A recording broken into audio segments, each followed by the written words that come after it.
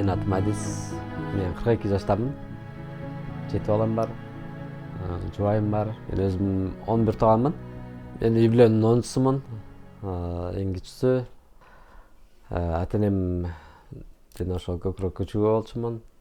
Бирок бүгүнкү күндө ошол ата-энем мен ошол 7 жашымда атам инсульт оорусунан каза тапкан. Мен ал кезде 7 жашта элем. Андан кийин ошол 1 жыл өтөй эле, ашып өтө электе менин апам дагы кайтыш болгон. Ал дагы көп кайгырып, көп ошол баардык түйшүктүн баардыгы ошол апама түшкөндүктөн апам дагы ошол инсульт алган. Ал дагы ошол инсульттан 1 жыл ооруп, андан кийин ал оорудан каза тапты ал дагы.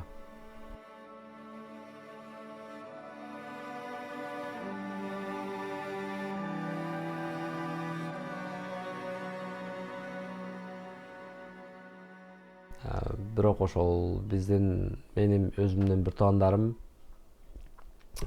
2 байкем, 2 эжем кичинекей кезинен тартып эле алар майып болуп ооруп калышкан экен. Көп ооруну баштарынан өткөрүштү.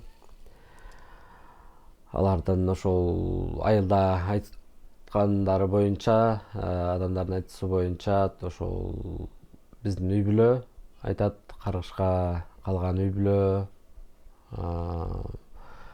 ошол булар ата-энелер дагы эрте кайтыш болду. Балдары болсо мындай оорукчан деген кеп сөздөр бар болчу. Мен болсо эң кичүүсү болгондуктан ошол эжемдин колунда калгам. Ата-энемден кийин багып чоңойткон менин эжекем болду. Ошол эжемдин колунда чоңойдум. Балалык бир жакшы, таттуу бир балалык кезди жакшы өткөрө алган жокмун. Мени ошол эжем мени багып, мени чоң кам көрүп аткан эжем ошол өзү дагы инвалид болчу. Анан ал эжеме жардам беришим керек. Ал эжеме экөөбүз жашагандыктан ошол оокаттардын баардыгын мен кылышым керек болчу. Үйдүн ичиндеги жумуштардын баардыгын. Бирок ошол эле учурларда мен ошол сыртка чыгып дагы ошол өзүм бала болгондуктан ошондой мындай жашоодо жашагым келди. Көптөгөн ошол сырттагы ошол дос балдарым бар болчу. Көп 12 чакты дос бала болчубуз. Анан бирок ошол досторумдун ата-энелери айтып калгандарын угуп калчумун. Үйүнө барып, аларды чакырганы, алар менен жолугушканы, же болбосо досторум ачык айтып калчу, биз сага кошула албайбыз, биз сени менен чогуу ойной албайбыз дечи. Эмнеге десем, апам айтып атат, же болбосо атам айтып атат, кошулбагыла, ал деген ушундай жетим бала, ал деген силерди жаман жолго азгырып атат деген ушундай жаман көөлүктөрдү айтып, мындай өзүлөрүнүн балдарын ошо мага кошчу эмес экен да.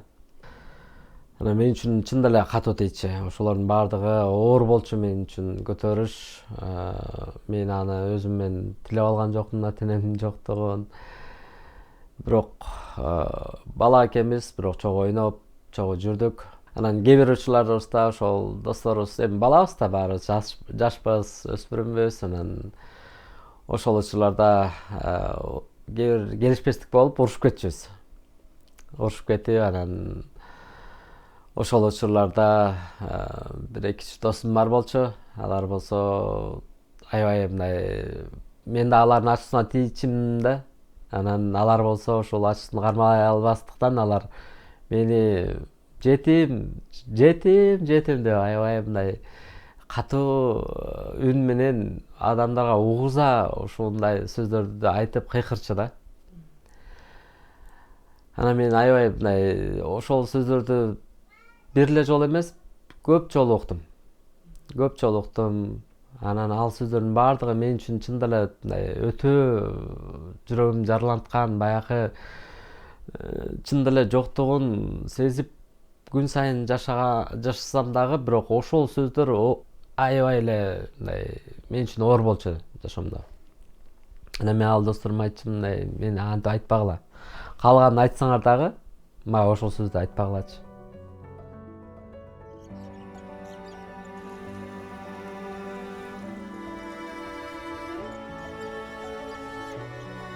Тең туштар менен, достор менен ошентип баягы ойноп, күлүп, анан үйгө тарачубыз. Бирок үйгө келгенимде мен эс алуу эмес. Мен кайра эле ошол баягы эжем үчүн кам көрүшүм керек. Үйдөгү үй оокатын баарын кылышым керек. Тамагын жасашым керек, кир жуушум керек. Ал учурда мындай стиральный машина жок болчу.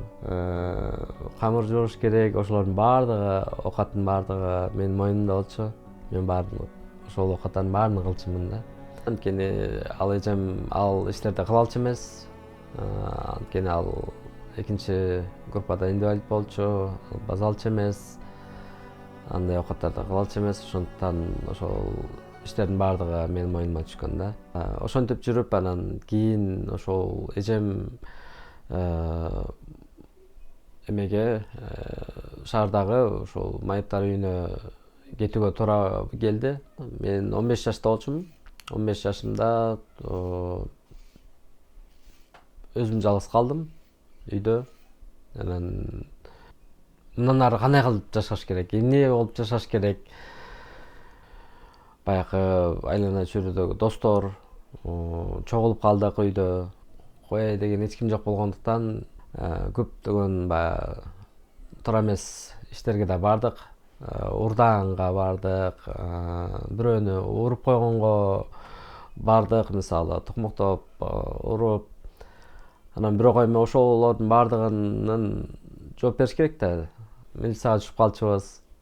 Милицияга түшүп калганда досторумдун ата-энелери келип, аталары келип чыгарып кетет, апалары келип чыгарып кетет, байкелери. Анан баягы жерде эле мен жалгыз калып калчумун.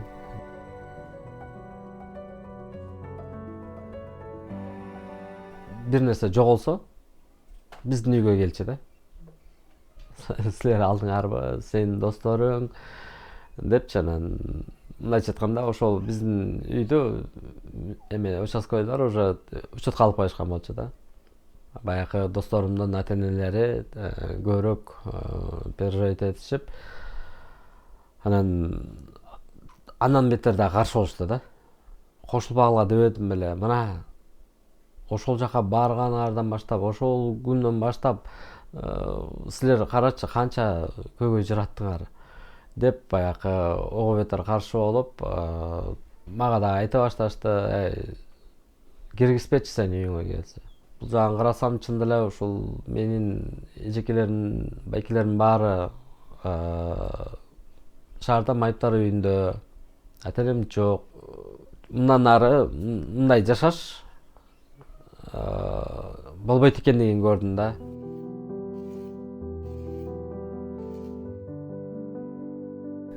Бүгүнкү күндө сөз менен айтканда, чын эле менин үнүм Кудайга жетти окшойт да.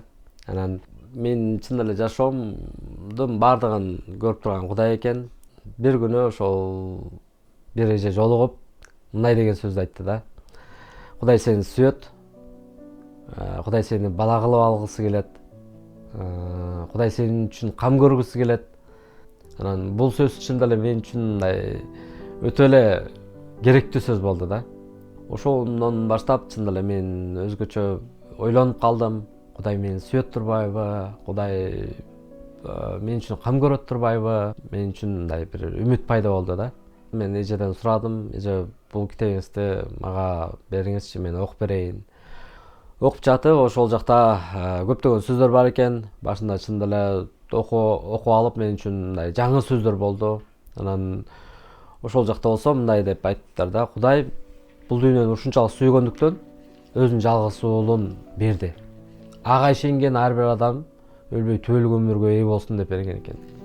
Анан ал жакта болсо дагы мындай сөз бар экен да. Мен жетимдердин кудайымын дейт да. Мен жесирлердин кудайымын дейт. Анан жетимдердин кудайымын. Ал мен кудайым турбайбы? Деп мен чын деле мындай Кудайга болгон дагы үмүтүм артты да, ишеним дагы артты да. Ал чын деле бүгүнкү күнү менин ата-энем жок болсо дагы ал менин кудайым турбайбы? Мен үчүн кам көрө турган кудай турбайбы? Ал боорукер кудай турбайбы? Чын деле мындай кудай ал каардуу эмес экен. Ал кудай соттоочу кудай эмес экен. Ал кудай сүйгөн кудай экен. Анан мен ошол түнү анан Кудайга кайрылдым да. Кудай сага рахмат. Өзүңдүн жалгыз уулуң Иса Машаякты бул дүйнөгө берген турбайсыңбы? Курмандык кылган турбайсыңбы? Чын деле ушул адамзаттын күнөөсүн кечирилиш үчүн ошол Исаны сени курмандыкка тартуулаган турбайсыңбы?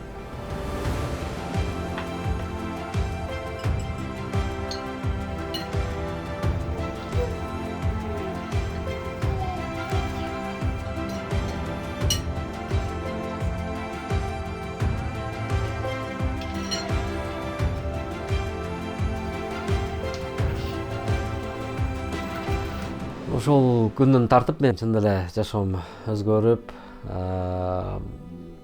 жакшы жактарга өзгөрдү.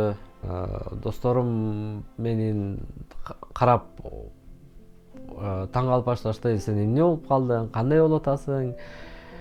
Сен деп ал менин досторумдун ата-энелери карап таң кала баштады. Башкача болуп калды го бул адис. Деп анан ошол досторумдун ата-энеси кайрадан мага мындай жакшы эме менен кайрылып калышты да. Ошентип анан баякы бактысыздык, үмүтсүздүк жашоолордон Кудай мени чын эле бактылуулук, үмүттүү жашоого алып чыкты да. Анан кээ бир адамдар таң калышат, сен дагы эле тирүүсүңбү депчи. Анткени алар менин мурдакы жашоомду билишчү. Алар болсо ойлошкон экен, жашоосу жанакы менен аяктады го депчи. Анан бирок эгерде мен Иса Машаякка ишенбесем, мен эгерде Кудайга кайрылбасам, анда менин жашоом чын эле алар ойлогондой эле болмок да. Аяктамак ошо менен эле. Анан мен бүгүнкү күнү чын деле айта алам, тирүү Кудайга ишенем, үй бүлөм бар, мен бактылуумун да.